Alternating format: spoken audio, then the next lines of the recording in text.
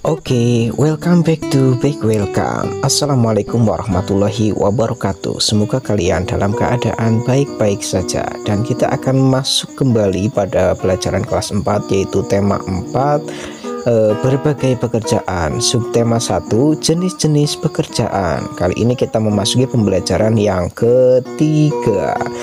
Di pelajaran yang ketiga ini kita akan mempelajari dua pelajaran. Yang pertama yaitu IPA dan yang kedua adalah bahasa Indonesia.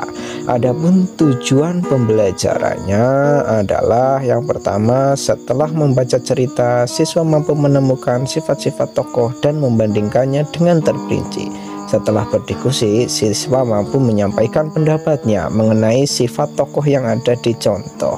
Dan seterusnya, bisa dibaca sendiri ya, di pause dulu, bisa dibaca tujuan pembelajarannya biar tahu pembelajarannya mau ngapain. Oke, langsung saja kita masuk pada pembelajarannya ya. Warisan budaya Indonesia yang dikenal dunia tidak hanya batik loh. Di bidang olahraga, pencaksilat juga merupakan warisan budaya yang mendunia. Tahukah kamu apa itu pencaksilat? Iya, ini ada seorang gambar. Ini gambarnya siapa? Iko Uwais adalah salah satu atlet silat Indonesia. Ia telah menekuni dunia silat lebih dari 10 tahun. Iko Uwais berhasil menduduki urutan ketiga dalam gelaran turnamen silat Provinsi Jakarta 2003. 2 tahun kemudian ia berhasil menjadi juara. Iko adalah juara di kejuaraan silat nasional kategori demonstrasi.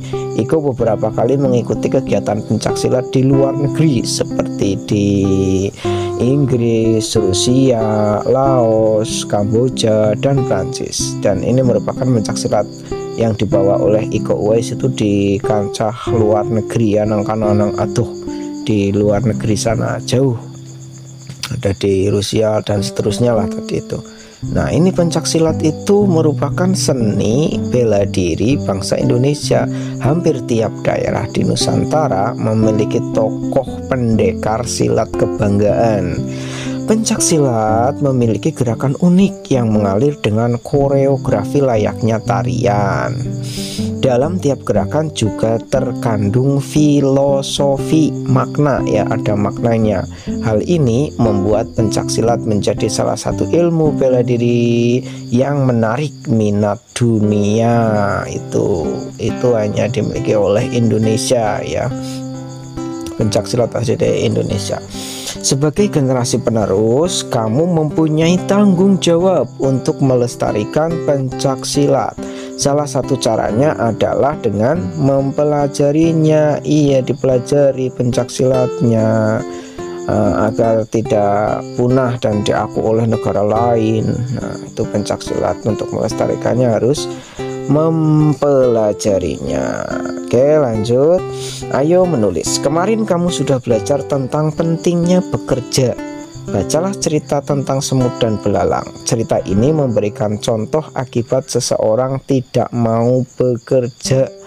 Ya, ini contohnya, contoh cerita semut dan belalang. Oke, akan Pak Guru bacakan ceritanya semut dan belalang. Cing cing, ada gambar semut. Di tengah hutan hiduplah seekor semut yang sangat rajin. Setiap hari semut itu selalu bekerja mengumpul dan menyimpannya di dalam lumbung. Teriknya matahari dan derasnya air hujan tidak mengurangi semangat sang semut untuk mengumpulkan makanan. Dengan bersusah payah, sang semut bekerja keras untuk membawa makanan, kemudian dikumpulkan dan disimpan di dalam lumbung di rumahnya.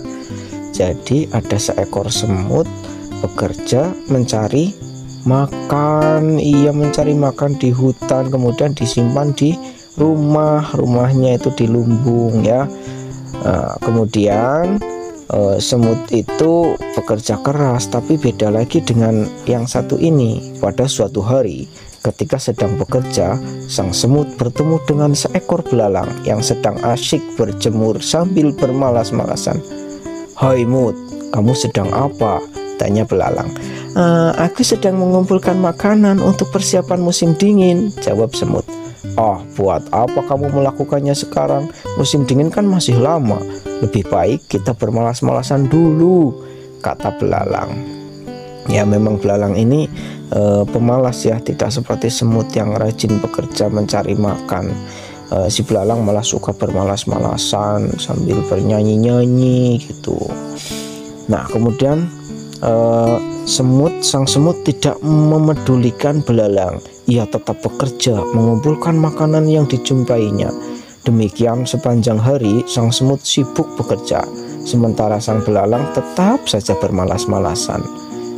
Dasar belalang. Semut itu tidak peduli dengan apa yang dikatakan belalang supaya bermalas-malasan. Akhirnya musim dingin tiba. Sang semut yang rajin itu duduk dengan nyaman di dalam rumahnya yang hangat. Ia menikmati makanan yang berlimpah. Belalang termenung sedih di rumahnya karena tidak memiliki makanan sedikit pun. Belalang hampir mati kelaparan. Sang semut datang dan memberinya makanan. Sejak saat itu, sang belalang rajin bekerja mengumpulkan makanan seperti sang semut. Itu ceritanya. Tulislah pendapatmu tentang sikap yang diperlihatkan oleh semut dan belalang. Bisa kita lihat ya, sudah ketahuan kan siapa yang rajin, siapa yang malas. Nah, pendapatmu tentang sikap semut. Bagaimana sikap semut? Baik atau tidak? Sangat setuju dengan sikap semut. Setiap hari semut itu selalu bekerja mengumpulkan makanan dan menyimpannya di dalam lumbung untuk persiapan musim dingin. Karena tahu kalau musim dingin itu kan semut tidak bisa keluar, hujan, tidak bisa mencari makan. Oleh karenanya jadi persiapan dulu. Terus kemudian pendapatmu tentang sikap belalang bagaimana? Tidak setuju terhadap sikap belalang. Belalang malas bekerja sehingga pada saat musim dingin tiba mereka kekurangan makan, bisa jadi kelaparan, malah hampir mati karena kelaparan. Itulah akibat dari bermalas-malasan, sehingga semut memberinya makanan. Iya. Nah kemudian sikap yang perlu aku contoh, kira-kira sikap apa yang perlu aku contoh? Nyontoh semut apa nyontoh belalang? Sikap yang perlu kita contoh adalah sikap semut. Dengan bekerja kita dapat menyimpan persediaan makanan yang dibutuhkan pada saat tertentu. Jangan mencontoh belalang ya, yang dicontoh itu yang semut, karena semut rajin bekerja mengumpulkan makan, tidak seperti belalang yang malas-malasan. Nah oke, kita lanjut lagi belajarannya ya. Itu gambar orang sedang menanam itu. Tahukah kamu siapa yang bekerja agar lingkungan tetap terlindungi? Ya, mereka adalah pecinta lingkungan. Mereka adalah orang-orang yang bekerja untuk melindungi lingkungan tanpa imbalan ataupun bayaran. Pecinta lingkungan bekerja di berbagai wilayah. Kamu juga bisa menjadi seperti mereka. Tugas pecinta lingkungan ini adalah menjaga lingkungan dari perusakan dan pencemaran akibat ulah manusia. Itu sedang menanam bakau, karena seperti cerita pada pertemuan pembelajaran 2 kan, kehilangan tempat bermain itu kemarin ada kan ya. Nah selanjutnya, kamu dapat menjadi bagian dari mereka yang peduli terhadap lingkungan. Buatlah rencana kegiatan agar sumber daya alam di sekitarmu terjaga. Pilihlah paling sedikit 2 sumber daya alam yang ada di sekitarmu. Rencanakan 3 kegiatan untuk menjalankannya. Oke, istilah tabel berikut. Kita mengisi tabel sumber daya alam sungai. Kamu pernah lihat ke sungai? Ya, rencana kegiatan tidak membuang sampah ke sungai, karena kalau sampah dibuang ke sungai bisa mengakibatkan apa? Banjir.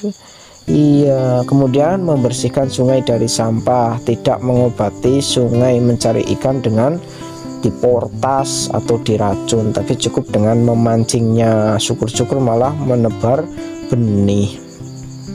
Alat yang dibutuhkan: keranjang sampah, cangkul, benih, ikan, pancing, bukan diobat ya, dipancing itu tambah pancing bisa. Oke ya, istilah tabel berikut isi maning sumber daya alam yang perlu diisi. Contohnya lagi apa? Tadi kan sudah sungai. Nah, sekarang kita akan mengisi apa? Bisa juga gunung, bukit, pekarangan, jalan dan lain-lain, itu bisa diisi ya, ada di Almisan. Oke. Pilihlah salah satu kegiatan yang memungkinkan bagi kamu untuk melakukannya. Tulislah laporanmu. Laporan harus memuat 2 sumber daya alam yang dipilih, kegiatan untuk menjaganya, alat yang dibutuhkan, dan rencana selanjutnya. Itu saja.